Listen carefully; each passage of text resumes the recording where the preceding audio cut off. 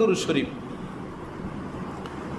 এখন হযরতওয়ালা দেখলেন এই লোক ওই দুরুদের প্রতি যেই ভক্ত, আমি যদি এটা আজকে এমনি আমার বন্ধু তাকে কিছু বলে দেই, বেচারায় হয়তো এটা ছাড়তে প্রস্তুত হবে না।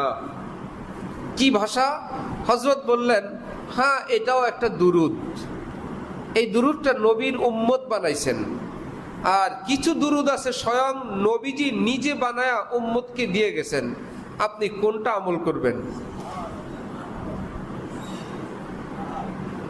উম্মতের বানানোটা না নবীরটা? ওই বেচারা বলে উঠলেন, না নবী যেটা দিচ্ছেন আমি সেটা করব। সহজ হয়ে গেল ঘটনা।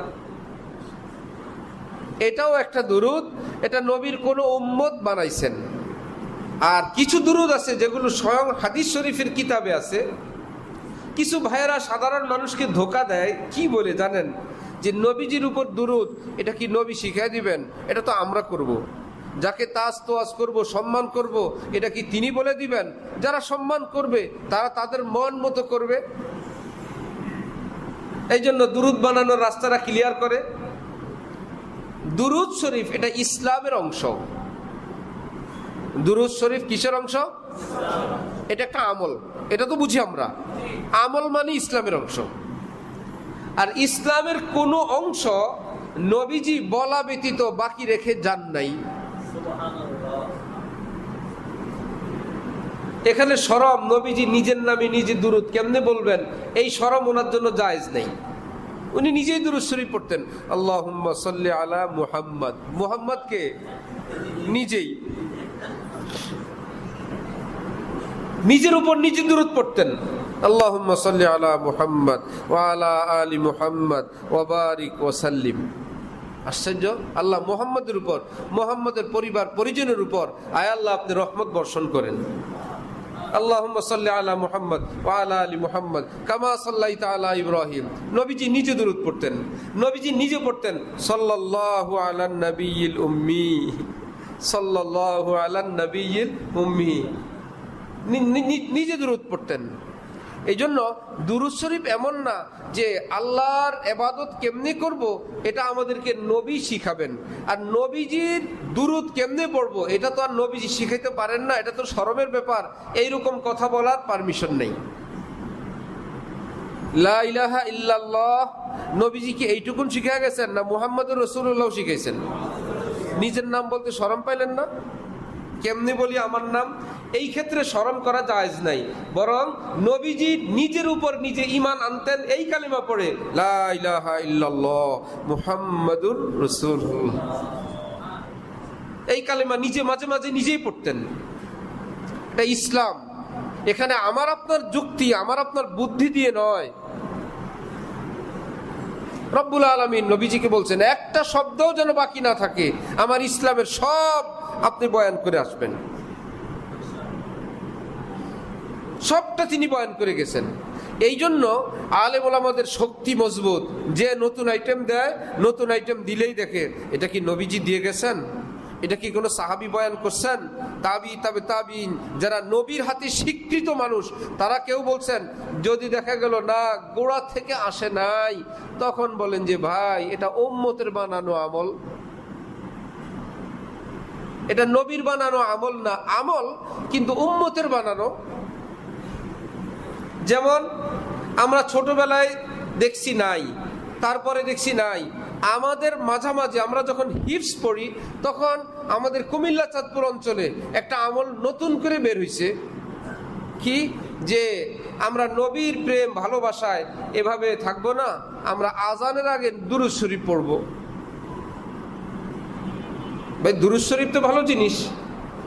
এই জন্য ওই ভাইয়েরা এখন আজানের আগে মাইকে দুরূদ শরীফ পড়ে, তারপরে আজান দেয়। বুঝাইতে চায় আমরা তোমাদের মতো নবীর প্রেমিক না, আমরা আর একটু বেশি। ভালো জিনিস। নবীর প্রেমিক যদি হন তা আমরা বলি যে ভাই নবীর প্রেমিক যদি এই হন তাহলে আজান নবীজি যুগে তো ছিল না আজানের আগে দুরূদ, খালি আজান ছিল। আর আপনাদের কথা হইলো দুরূদ তো ভালো জিনিস, তো আজানও ভালো দুরূদও ভালো, ক্ষতি কি? বলেন তো ক্ষতিটা কি?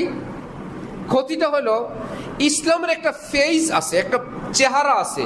একটা আকৃতি আছে, ওই আকৃতিটা দিয়ে গেছেন স্বয়ং রাসূলুল্লাহ সাল্লাল্লাহু আলাইহি ওয়াসাল্লাম। এইবার ওই আকৃতিটাকে চেঞ্জ করার পারমিশন পৃথিবীর কারো নাই। নবীজির যুগে আজান হইতো কি হইতো না?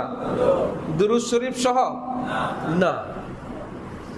দুরূদ ভালো জিনিস, আপনি সারাদিন পড়েন, কিন্তু নবীজি যে আজান দিয়ে গেছেন আল্লাহু আকবার দিয়ে শুরু, তার আগে দুরূদ না তেলাওয়াত লাগানো যাবে না। যদি বলেন লাগানো যাবে, তাহলে আমি আপনার সঙ্গে কিছু সময়ের জন্য এক হই। তাহলে আমরা বলি যে নামাজ যে আমরা শুরু করব আল্লাহু আকবার, সানা পড়ে আমরা ফাতিহা পড়ি, আপনারই কোনো বন্ধু বা মুরিদ শিষ্য তিনি যদি বললেন ফাতিহার আগে আমি দুরূদ পড়ব, নামাজও ভালো জিনিস, দুরূদ শরীফও ভালো জিনিস। কি ভাই, দাঁড়ায় দাঁড়ায় সূরা ফাতিহার আগে পরে মধ্যখানে কেউ যদি দুরূদ শরীফ পড়ে, নামাজ হবে না বাদ? শুনতে শোনা যায় কি দুরূদ শরীফ পড়ছে, আপনি বললেন নামাজ বাদ। আপনি তো দুরূদের দুশমন, এ তো নবীর দুশমন। নবীর উপর দুরূদ পড়লেই বলে নামাজ বাদ। বিষয়টা কি এই? বিষয়টা এই না নবীর উপর দুরূদ পড়ার কারণে নামাজ বাদ, এটা না। নবীজি যেই নামাজ দিয়ে গেছেন ওই নামাজে হস্তক্ষেপ করার কারণে নামাজ বাদ। নবীজি যেভাবে নামাজ দিয়ে গেছেন ওখানে তুমি হাত দিছো, এই কারণে নামাজ বাদ।